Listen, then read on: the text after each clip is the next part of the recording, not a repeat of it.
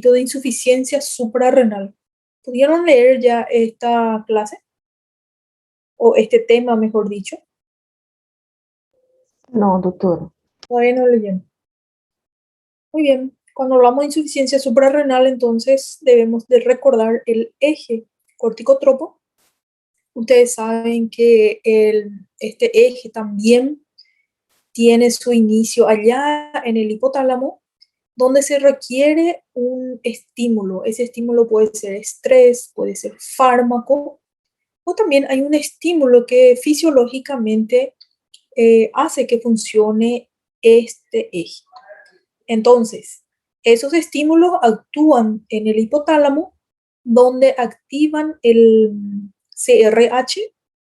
Esta CRH entonces lo que hace es activar o estimular al ACTH que se encuentra en el hipotálamo, en la adenohipófisis. Y esta ACTH entonces es producida por las células corticotropas de la hipófisis a partir de la proopiomelanocortina.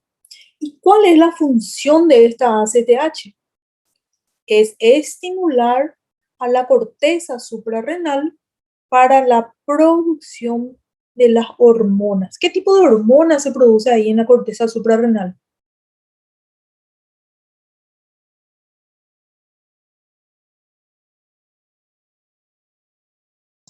Mineralocorticoides, Correcto. ¿Qué otro tipo de hormona?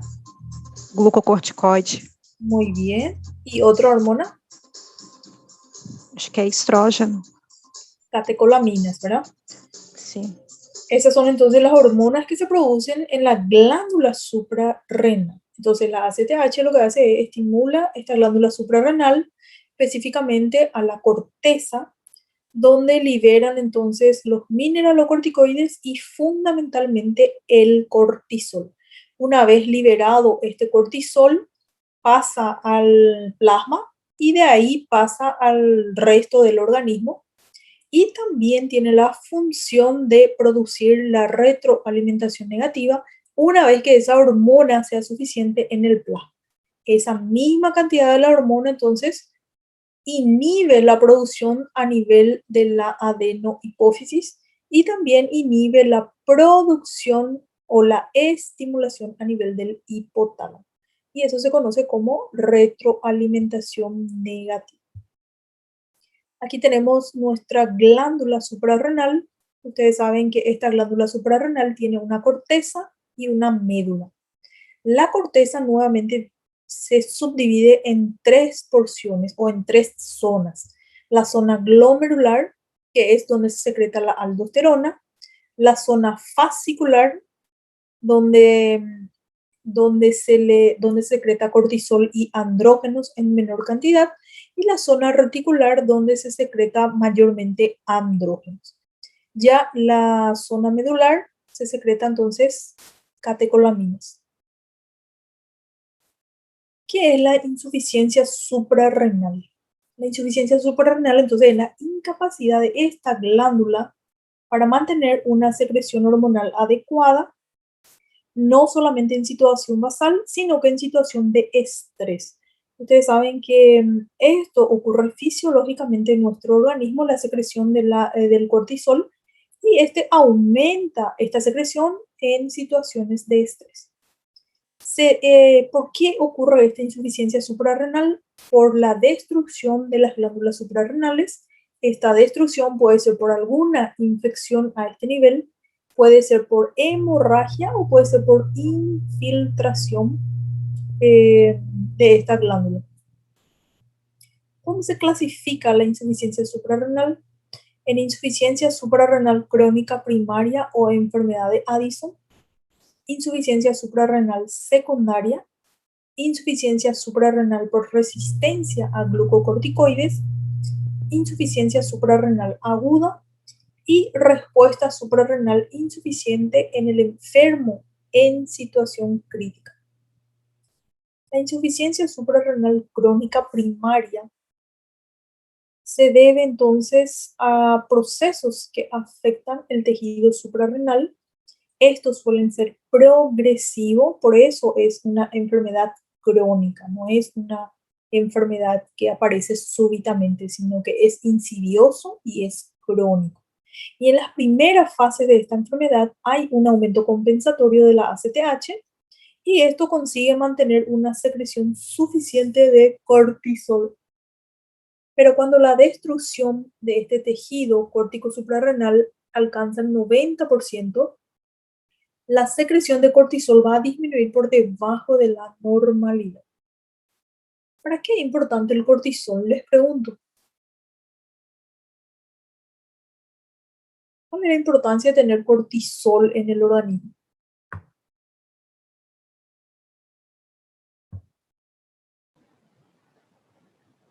Ele atua como fonte de energia, acelera a cicatrização. Sí, una de sus funciones Anti-inflamatório.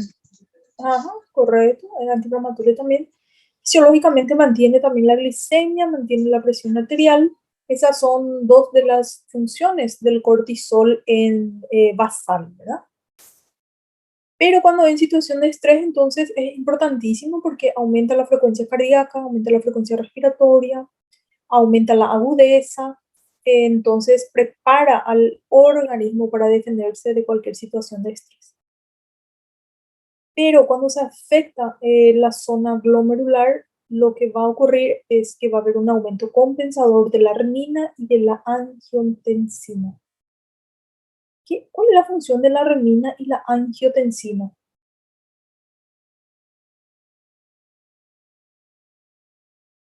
Atua a nível renal.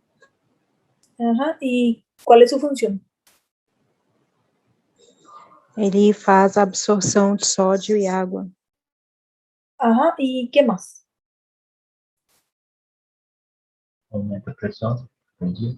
Exactamente, aumenta la presión arterial, ¿verdad? Entonces esa es su importancia, aumenta la presión arterial. También todavía cuando solo la zona glomerular, se recuerdan que es la primera zona de la corteza suprarrenal, entonces cuando se afecta solamente en esa primera zona, todavía va a haber la secreción de aldosterona, va a estar conservado, va a haber aumento compensador de renina y angiotensina para que el paciente no sufra de hipotensión. Y esto se mantiene hasta que resulta totalmente insuficiente. ¿Cuál es la etiología de la insuficiencia suprarrenal crónica primaria? La suprarrenalitis atrófica autoinmunitaria aparece en el 75% de los casos. Entonces podemos decir que esta suprarrenalitis atrófica autoinmunitaria es la principal etiología de la insuficiencia suprarrenal crónica primaria, que también se conoce como enfermedad de Addison. Esta puede ser aislada o esta suprarrenalitis atrófica autoinmunitaria puede estar asociada a síndromes pluriglandulares autoinmunitarios de tipo 1 y de tipo 2. Y también puede haber otras asociaciones. Puede ser debido a infecciones como la tuberculosis, que aparece en un 10 a 20% de los casos. Entonces podemos decir que a la suprarrenalitis atrófica autoinmunitaria le sigue la causa infecciosa de etiología tuberculosa. También puede ser de causas fúngicas como la histoplasmosis y la criptococosis. Puede ser debido a sífilis. Puede estar asociado a HIV o a SIDA. Puede estar asociado a citomegalovirus, sarcoma de Kaposi o infecciones fúngicas. También en menor proporción, pero puede ser debido a trastornos vasculares que va a producir hemorragia o apoplejía suprarrenal e infartos. Esto se debe a anticoagulantes, a la heparina, a cenocumarol, coagulopatía por sepsis debido a meningococo, a pseudomonas aeruginosa. Puede también ser debido a síndrome antifosfolipídico, producir unos infartos. Puede ser debido a causas tumorales, como la infiltración puede ser bilateral. Esto se ve en metástasis, ya sea de pulmón, mama, estómago, melanoma. Puede ser debido a linfoma.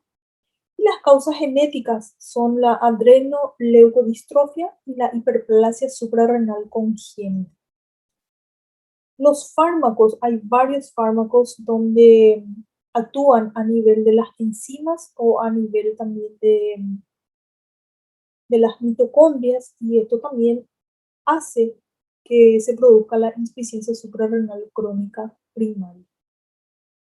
La epidemiología generalmente afecta a mujeres en la tercera década de la vida, y generalmente estas mujeres son las que más están asociadas al síndrome poliglandular autoinmunitario de tipo 2.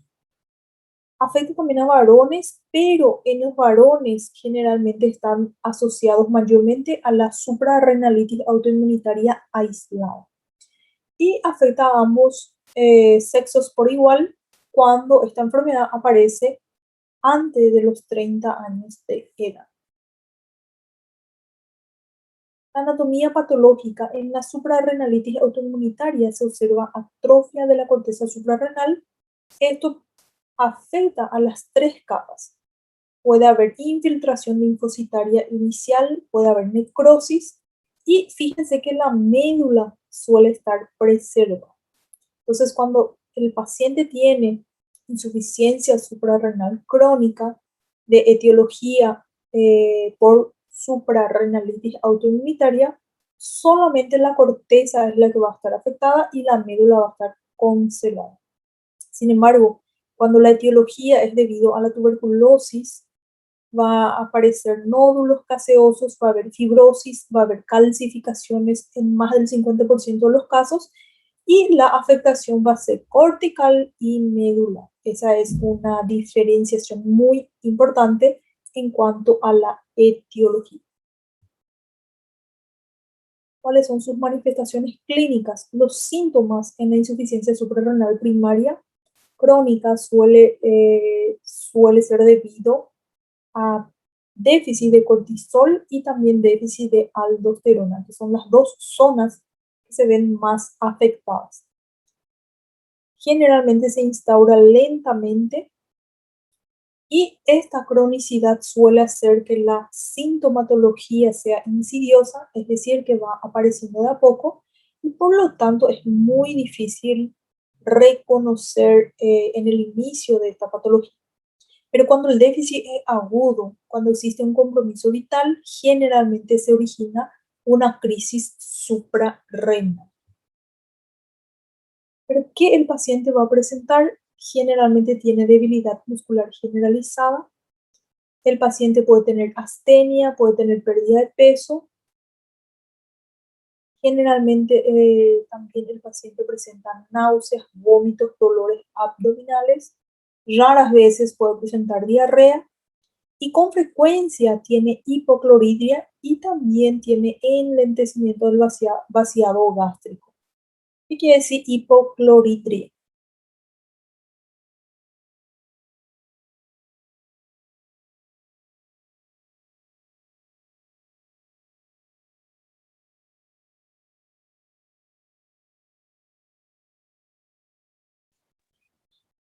Pouco hipoclorito de sódio?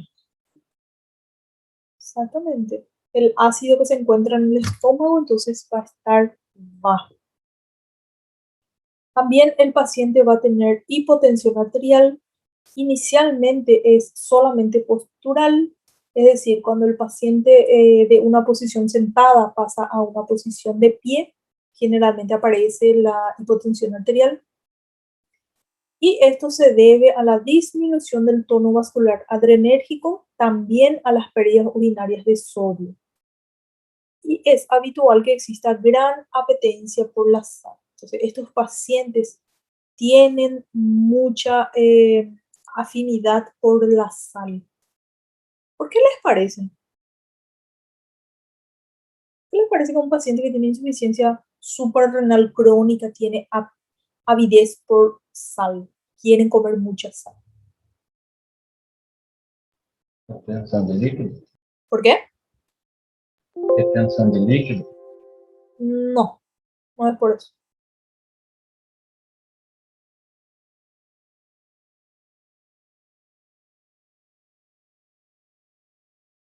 Porque el paciente hace hipotensión arterial y gran parte de su hipotensión es debido a la hiponatremia. Entonces hay poca cantidad de sodio en el organismo, por lo tanto el paciente siente la necesidad de ingerir más cantidad de sal, justamente para suplir esa falta. ¿Por qué? Porque el paciente va a tener cansancio, va a tener debilidad, el paciente va a tener astenia. Entonces, cuando este paciente ingiere un poquitito más de sal, se siente mejor. ¿Por qué? Porque eleva un poco su presión arterial. Entonces, es muy frecuente encontrar hiponatremia y esto se debe a la natriuresis elevada y también se debe al incremento de la vasopresina.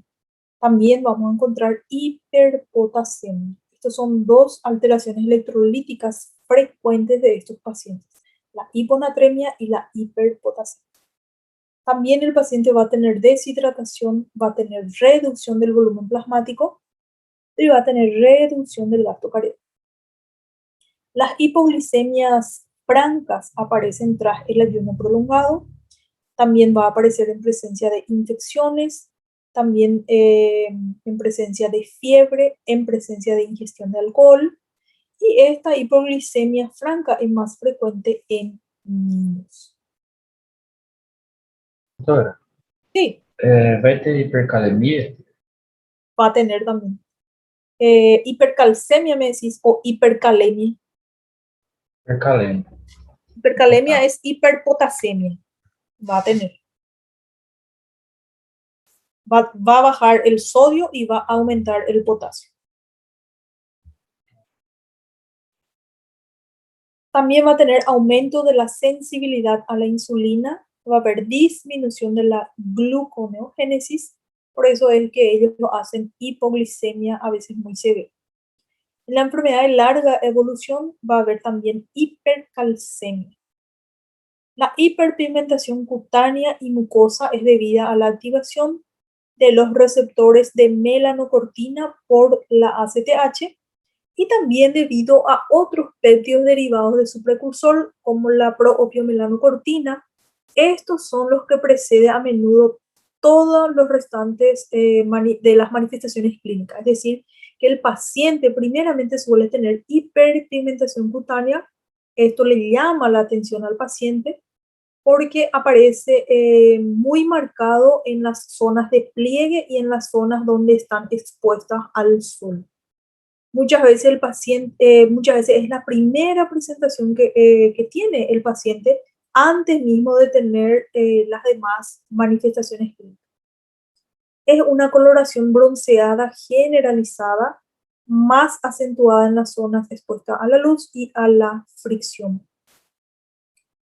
La hiperpigmentación, por lo tanto, es un dato clínico muy importante para la orientación diagnóstica. Entonces, cuando ustedes ven un paciente que tiene una hiperpigmentación en los pliegues de las manos, a nivel del codo, a nivel de la rodilla, hay que pensar en esta patología, porque el paciente muchas veces ya tiene esa hiperpigmentación, pero no siente absolutamente nada todavía.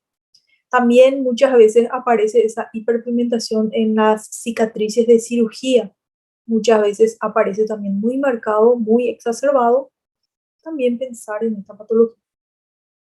Y cuando es de inicio agudo, aparece la apoplejía suprarrenal, pero esta hiperpigmentación suele estar todavía ausente. Solamente cuando es de inicio insidioso aparece la hiperpigmentación, pero cuando aparece de forma aguda, que vamos a ver más adelante, que es la crisis crisis de Addison, generalmente el paciente no está con la hiperpigmentación. En la suprarrenalitis atrófica aparece vitíligo en el 10 a 20%, y en el síndrome pluriglandular autoinmunitario de tipo 1 es frecuente que aparezca la moniliasis crónica. La secreción está disminuida, secreción de andrógeno suprarrenal, y esto va a dar lugar a la pérdida de vello axilar la pérdida de pelo pubiano y también a la disminución de la libido en las mujeres. También va a causar trastornos en la menstruación. También puede presentarse con depresión, apatía y disminución de la memoria. En esta imagen podemos ver entonces la hiperpigmentación a nivel del codo. Aquí también podemos ver, aquí en el tórax superior, en la tórax posterior, en la parte baja, en la cintura del paciente. Y aquí en esta otra imagen de abajo podemos ver la hiperpigmentación en las encías del paciente.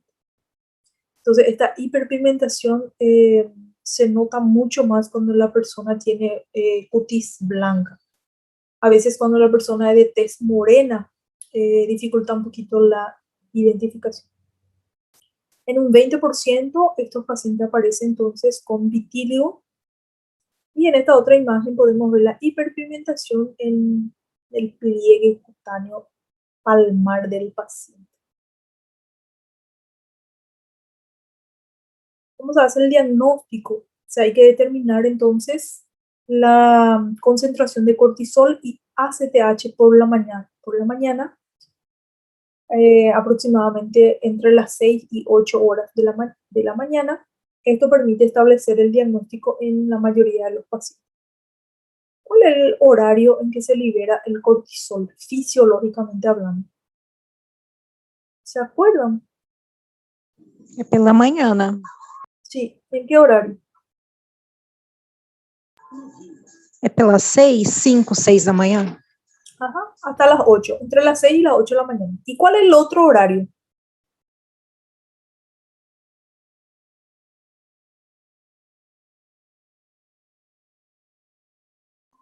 À noite? Al final de la tarde, inicio de la noche. Esos son los dos horarios donde más se libera cortisol. Ustedes saben que el cortisol se libera en forma pulsátil y tiene su ritmo circadiano. Por eso se conoce como ritmo circadiano de cortisol. Y son en esos dos horarios que más se liberan cortisol. Por eso muchas veces cuando se solicita el cortisol, se solicita en estos horarios. A la mañana, entre las 6 y las 8 de la mañana, y entre las 16 y 18 o 20 horas de la noche. En esos horarios, entonces, donde hay mayor secreción de cortisol, debido al ritmo circadiano del cortisol. Las concentraciones de cortisol que son inferior a 5 miligramos por decilitro y el ACTH superior a 250 picogramos por ml confirman el diagnóstico. Entonces, con estos datos, yo ya puedo saber que mi paciente tiene insuficiencia suprarrenal crónica primaria o enfermedad de Addison. Pero si con esto yo todavía no llego al diagnóstico, voy a solicitar la prueba de estimulación con ACTH sintética. Esto se le administra por vía intravenosa para confirmar la respuesta insuficiente de cortisol. Entonces se le administra ACTH al paciente y mismo administrando esto, entonces no hay una respuesta suficiente del cortisol. También la concentración de aldosterona suele ser baja y la angiotensina 2 suele estar elevada. También vamos a encontrar hiponatremia o también puede haber acidosis hiperpotasémica. La glicemia en ayunas suele estar en el límite bajo de la normalidad. ¿Cuánto es la glicemia normal?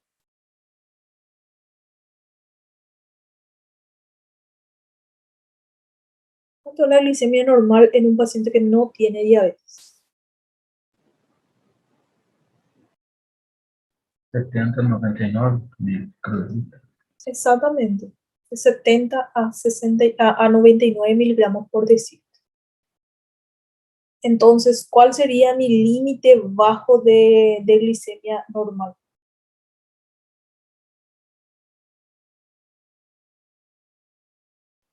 ¿99? 69 ya es bajo, ¿verdad? 50, si un paciente tiene entre 50 y 69, entonces está con su glicemia en el límite bajo. Muchas veces el paciente tiene 55 y todavía no siente manifestaciones clínicas cuando es crónica, cuando es primaria. También el paciente va a tener moderada hipercalcemia, va a presentar elevación de TSH y son frecuentes en el hemograma encontrar eosinofilia, linfocitosis relativa y también anemia. El hallazgo de anticuerpos antisuprarrenales séricos, principalmente el anti-21-hidroxilasa, hace el diagnóstico de suprarrenalitis autoinmunitaria. Entonces, cuando se solicita este anticuerpo, hacemos también el diagnóstico etiológico de la insuficiencia suprarrenal crónica primaria.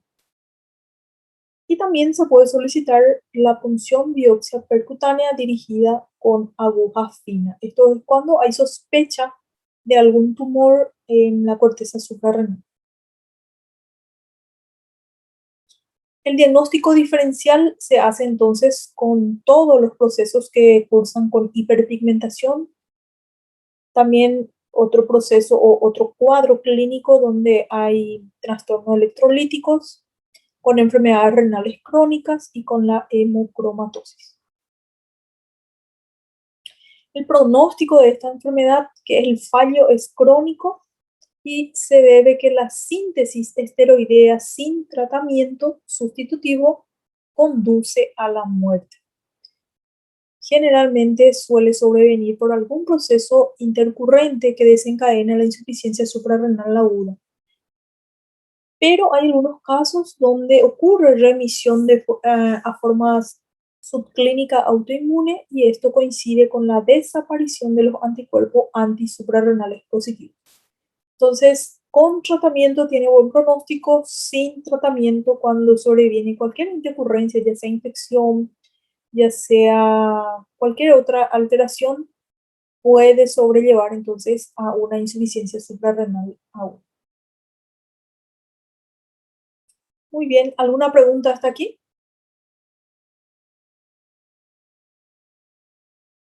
¿Se entendió lo que es insuficiencia suprarrenal crónica primaria?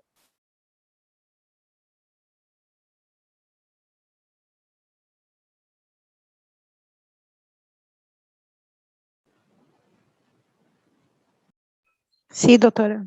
¿Se entendió? Muy bien, vamos a pasar al siguiente, que es la insuficiencia suprarrenal secundaria.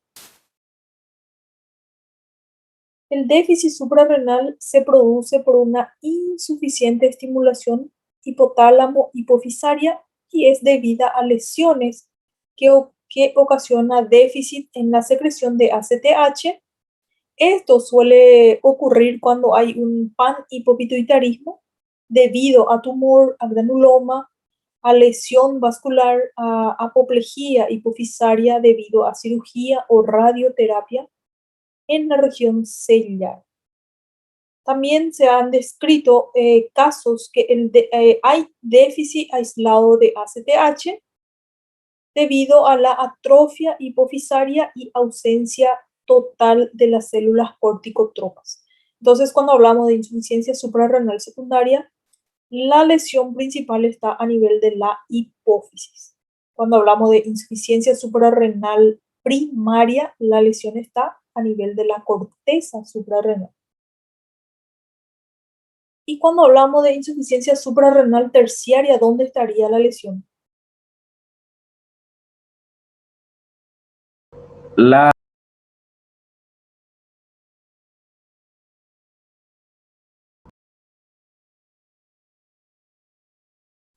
A nível da hipotálamo? Exactamente, va a estar a nivel del hipotálamo. Correcto. Entonces, la etiología de la insuficiencia suprarrenal secundaria se debe a una corticoterapia crónica. Hay patologías que requieren este tratamiento, entonces secundariamente va a producir esta patología. Se debe también a déficit congénito de ACTH o a déficit adquirido de ACTH. Y la insuficiencia suprarrenal terciaria es también debido a corticoterapia crónica y a un déficit adquirido de CRH. ¿Cómo se manifiesta esta patología? Su instauración también es lenta e insidiosa y la sintomatología es muy similar a la insuficiencia suprarrenal primaria.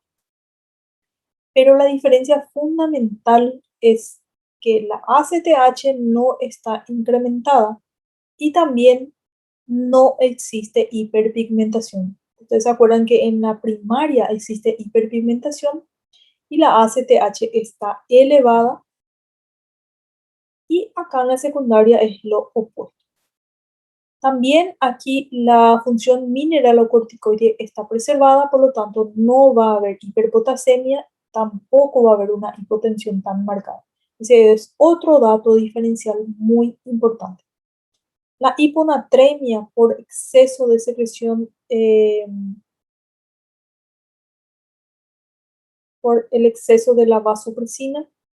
En la mayoría de los casos coexisten manifestación de hipopituitarismo y la hipoglicemia es más frecuente e intensa cuando también hay déficit asociado a la hormona de crecimiento. Entonces, como hay una afectación a nivel hipotalámica, otras hormonas también pueden estar afectadas. ¿Cómo se hace el diagnóstico? Se basa en la comprobación de la producción insuficiente de cortisol. Está asociado a concentraciones de ACTH baja o inadecuadamente normal. También se hace a través de la prueba de estimulación con ACTH, estimulación mediante glucagón, mediante metopirona o la vasopresina, o también mediante la CRH sintética. Y también se solicita resonancia magnética nuclear de la región celular, justamente para ver si hay algún tumor, si hay infiltración, si hay alguna hemorragia a nivel de la hipófisis. Muy bien, luego tenemos la insuficiencia suprarrenal aguda o la crisis addisoniana. ¿Qué es esta crisis addisoniana? La crisis suprarrenal aguda puede ser la primera manifestación en una insuficiencia suprarrenal congénita primaria. Entonces, el pacientito debuta con una crisis de la suprarrenal y ahí se le hace el diagnóstico que tiene una insuficiencia suprarrenal congénita primaria. Generalmente esto ocurre en pacientes que tienen insuficiencia suprarrenal crónica y es precipitada por un estrés intenso debido a una sepsis, a un traumatismo o debido a una cirugía compleja. Las causas más frecuentes de la insuficiencia suprarrenal aguda es la retirada rápida de esteroides exógenos en paciente que ya tiene atrofia suprarrenal secundaria a la administración sistémica crónica de los mismos. Es decir, ustedes saben que, bueno, van a ver cuando vean farmacología, que cuando se indica glucocorticoide, este medicamento no se puede retirar abruptamente del paciente. Por eso es que se hace un esquema de tratamiento máximo a 5 días, de 3 a 5 días, cuando se usa en forma aguda. Pero si es paciente que usa en forma crónica, como por ejemplo en lupus sistémico eritematoso, el corticoide se usa en forma crónica. ¿Qué es lo que se hace? Se va disminuyendo semana a semana hasta retirar ese medicamento. Pero nunca se puede retirar de un día para otro porque justamente va a descompensar al paciente y puede llevar a una crisis suprarrenal aguda. Por eso es una situación de urgencia, de emergencia, porque es un cuadro muy grave y lleva al paciente a tener riesgo de vida. La característica más llamativa entonces es la hipotensión arterial. Va a haber también depresión de volumen plasmático. Esto se debe al déficit de mineralocorticoides, tanto la hipotensión como la depresión de volumen plasmático.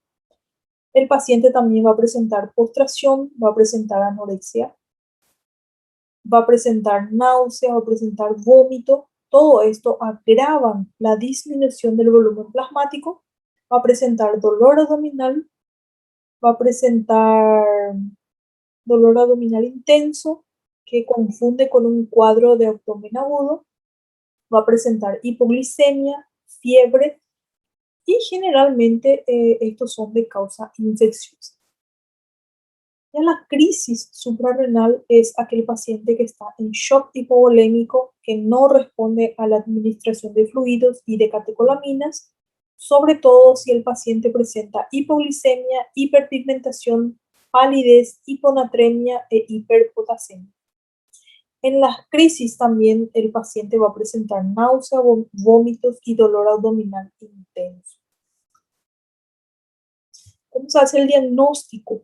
Generalmente por los hallazgos característicos de la crisis suprarrenal, que son hiponatremia, hiperpotasemia, hipoglicemia, hemoconcentración.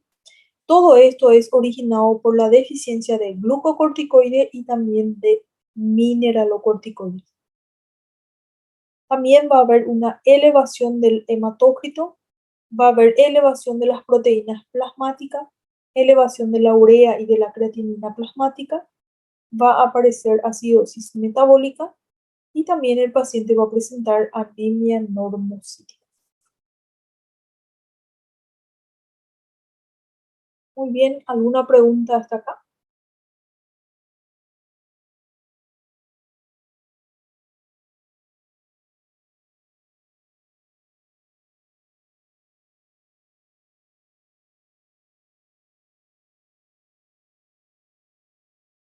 ¿Se entendió la clase?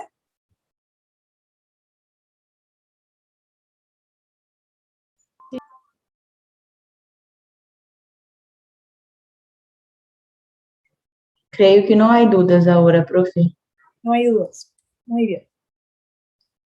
Entonces, cuando tengan dudas, pueden enviar en la plataforma o por WhatsApp. ¿Está bien? Ok, doctora. Muchas gracias. Muchas gracias por participar en la clase de hoy. Hasta mañana. Gracias, doutora. Doctora, buenas Gracias. tardes. Hasta amanhã. Gracias, doutora. Hasta mañana. Mañana tengan todos muy buenas tardes.